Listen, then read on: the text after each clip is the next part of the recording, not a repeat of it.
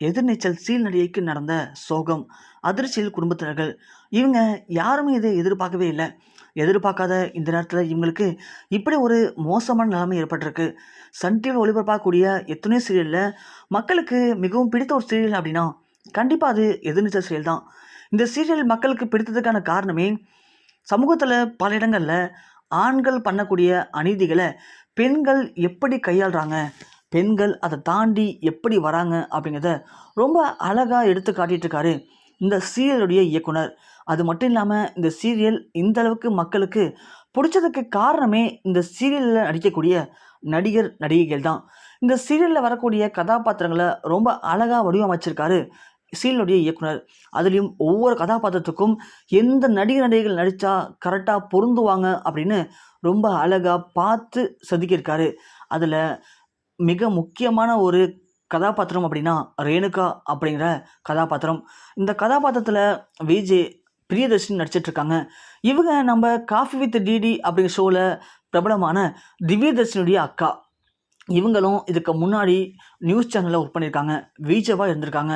ஒரு சில சீரியலில் மிக முக்கியமான கதாபாத்திரத்தில் நடிச்சிருக்காங்க. ஆனால் இவங்களை மக்களுக்கு இந்த அளவுக்கு பிரபலமாக்குனது எதிர்நீச்சல் சீரியல் தான்.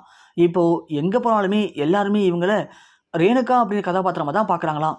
அந்த அளவுக்கு மக்கள் மத்தியில் இந்த ரேணுகா கதாபாத்திரம் ரொம்ப அழகாக பதிஞ்சிருக்கு.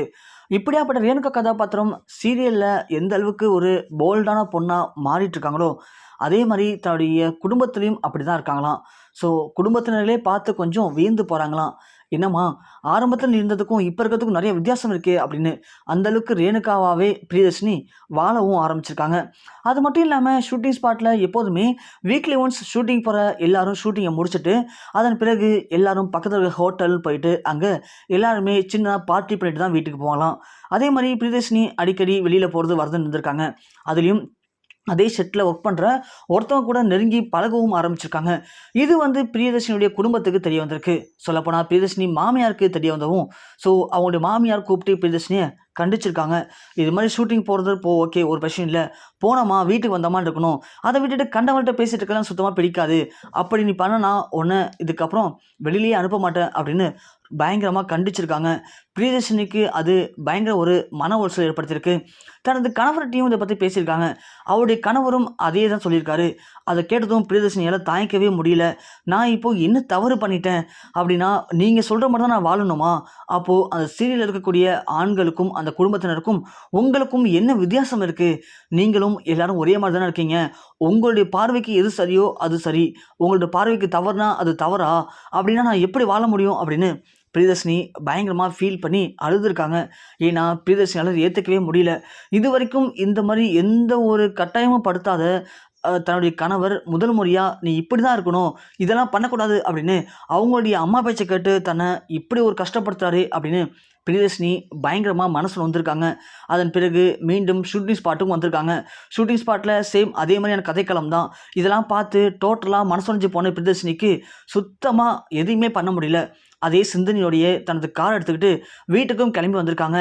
இப்படி அந்த சிந்தனையில் இருந்த பிரியதர்ஷினியால் காரை ஒழுங்காக ட்ரைவ் பண்ண முடியல. ட்ரைவ் பண்ணாமல் சைடில் அந்த டிவைடரில் மோதிருக்காங்க. மோதினதில் கார் ஸ்கிட் ஆகி டைவ் அடித்து கார் பயங்கர விபத்துக்குள்ளே இருக்குது. அந்த விபத்தில் பிரியதர்ஷினி பயங்கரமாக இன்ஜுரி ஆயிருக்காங்க. அதன் பிறகு அங்கே இருந்த எல்லாருமே ஆம்புலன்ஸ் உதவியோட அவங்கள கொண்டு வந்து மருத்துவமனையிலும் அனுமதிச்சிருக்காங்க. ஆனால் மருத்துவமனையில் மிக மிக ஒரு ஆபத்தான நிலைமையில் அனுமதிக்கப்பட்டது மட்டும்தான் இப்போது இணையத்தில் வெளியாகி பயங்கர ஒரு அதிர்ச்சி ஏற்படுத்திருக்கு. அவங்களுக்கு என்ன மாதிரி காயம் ஏற்பட்டிருக்கு அப்படிங்கிற எந்த ஒரு செய்தியும் தெரியல. ஆனால் விபத்தில் பயங்கரமாக அடிபட்டிருக்கு அப்படின்னும் அதன் காரணமாக அவங்களுடைய தலைப்பகுதியில் பயங்கர இன்ஜுரி ஏற்பட்டிருக்கு அப்படிங்கிற செய்திகளை மட்டும் இணையத்தில் வெளியாகி ரசிகர்கள் மத்தியில் உச்சக்கட்ட சோகத்தையும் அதிர்ச்சியும் ஏற்படுத்தியிருக்கு.